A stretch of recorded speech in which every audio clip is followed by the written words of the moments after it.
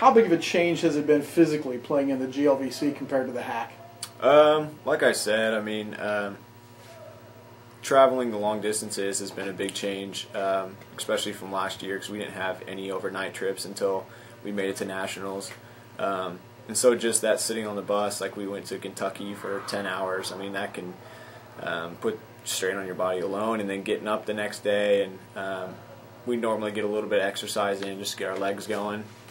And then that Friday night game, and then that Saturday and then Sunday. So I think mainly it's the game every 2 days that's the hardest on us, and then that day in between is a lot of sitting and studying and stuff like that. So yeah, I was going to ask, well, what do you guys find to do on those Saturdays? Well, I mean, I have 17 hours this semester, so for me it's sitting in the lobby studying and doing stuff like that. But one of the days we kind of went to like a little shopping area and had lunch and just kind of walked around and got out. And the last trip, some of the guys went downtown and saw like the Lincoln Museum and stuff like that. So we saw a movie one weekend as well. So I mean, it's different options, just stuff to keep us occupied and stuff like that. But a lot of the people will stay back and study and have time to do that. 17 hours this semester, and what's your major? I'm science and technology management, and I have an emphasis in biology.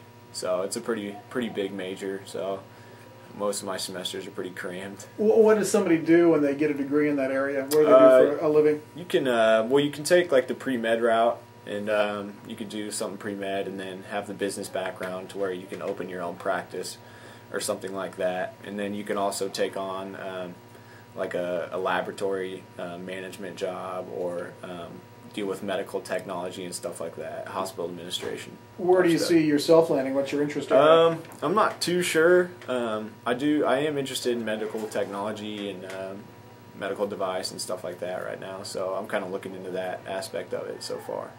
What intrigued you to come to Jewell? What was the thing that got you here? I liked the soccer program. I liked Sissel and I liked Jefferson, who recruited me. I kind of grew up around the area, so I knew Sissel growing up. I knew of Jefferson growing up. So I liked the fact that I kind of already had a relationship with them. I also like the fact that it's a very good soccer program, and they've had a good reputation and stuff like that. And it's local, so my parents can get to see me play, and I also have a girlfriend in the local area, so close to her as well. So there's a lot of different factors. Plus, I mean, it's an awesome school, great education with a great reputation in the Kansas City area, so that helps out a lot too. You guys go to the Final Four last year in the NAIA, and this year it's a struggle to stay at 500. Has that been a big deal to you guys? Yeah, I think we knew it was going to be a tougher year, losing the seniors that we did. We had a really talented class that helped us out a lot. And then, you know, this year we've just kind of gotten unlucky, and things really haven't gone our way with Troy Green and David Fox both having knee injuries. They are big contributors to our team and big leaders, so that's kind of hurt us. And then we just have a lot of guys that are stepping up this year that hardly played at all last year, if any. And so, I mean, it's been a big change, but I think we're coming together. We're starting to work as a team, and we're really uniting. So hopefully these next couple games we can show that. Had Renee Freeman on for the women's halftime, and I'm going to ask you the same question I asked her. Being a defenseman, you don't get a lot of credit in the press. Does that bother you? Is that unfair? Not really. I mean, I've always been in the defensive role in my life, so as long as we're not getting scored on, that's kind of my praise. I don't need all the show and stuff like that. As long as there's a 0 on our scoreboard, that's really all I care about. And I'd like to see the guys getting the goals, getting the praise and stuff like that. But we do. I mean, we get our recognition that we deserve, I feel like. You guys do such a good job in keeping your shape in the back end and maintaining possession of the ball. Do you like to have the ball at your foot even though you're on the defensive end? Yeah, I do. A lot of the thing with being a center back is you can see the whole field, and you can kind of you got everything in front of you, so you can kind of start the play, per se. So I do like having it, and I do like creating opportunities even from the back and keeping possession for our team as much as possible. Looking back over your shoulder then, is it the communication between a center back and the keeper maybe a little bit more intense than other positions in the keeper? Yeah, I mean, communication from the keeper to the defense is crucial. Because, I mean, we can only see like one side of the field. If the ball's on that side of the field, he's got to let us know if we got runners coming behind us. And so, I mean, he's really the eyes in the back of our head. And so, as long as he's talking to us, I mean, we'll be fine. How does that work? What does he actually say to you? A lot of it's kind of like Pete coming left, or Pete right shoulder, Pete left shoulder. Like Mitch pinch in, you know, telling people to pinch in, telling people to cover for other people. It's mainly stuff like that, like where runners are coming through, so we don't have gaps in our defense. Okay.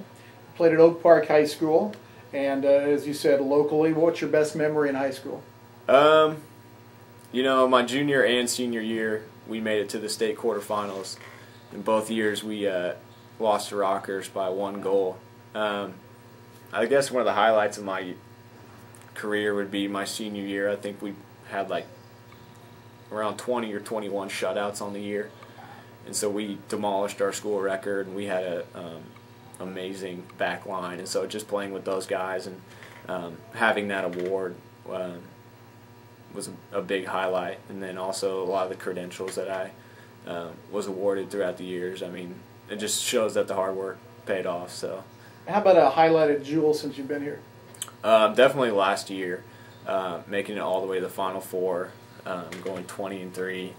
I mean, being a part of a program like that is special. I mean, you don't find that anywhere, and not a lot of people get that opportunity to experience something like we did in Orange Beach, Alabama.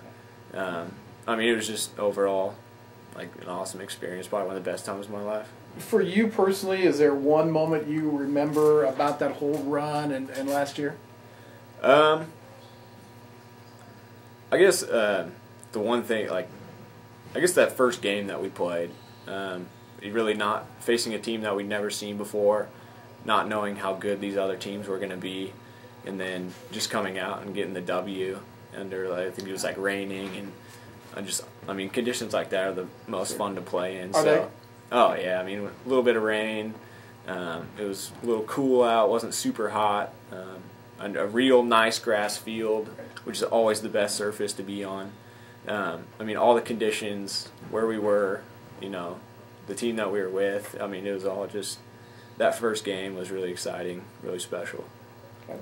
Tell me a little bit about your family in the area. Well, my dad works locally. He works in the hotel industry. He actually works down on the plaza at a Residence Inn, where he's the general manager. It's kind of a new position for him. He was out in Overland Park at a courtyard, so he just made a recent transition. My mother also works locally. She works over at Zona Rosa. I have 2 older sisters, Anna and Greta. Anna's the older one. She works also in the hotel industry. And then my other older sister, Greta, is a hairdresser. So, close family. We always have been. So. Okay.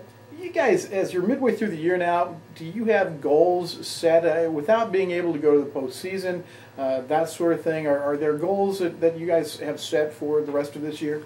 Yeah. I mean, the main goal right now, our main focus is ending our season in the top 8. Because as long as we end our season in the top 8, we are allowed to play in conference play. And so we really want to make it to that conference tournament.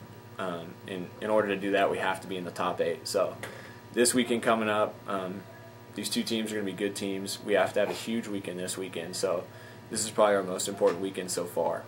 And, you know, if we can get through our game tomorrow, I think we have a good chance of finishing that top 8 and making it to the tournament. And then, you know, our big goal for the year would be winning that conference tournament, making a statement and showing that, you know, we came to Division II for a reason.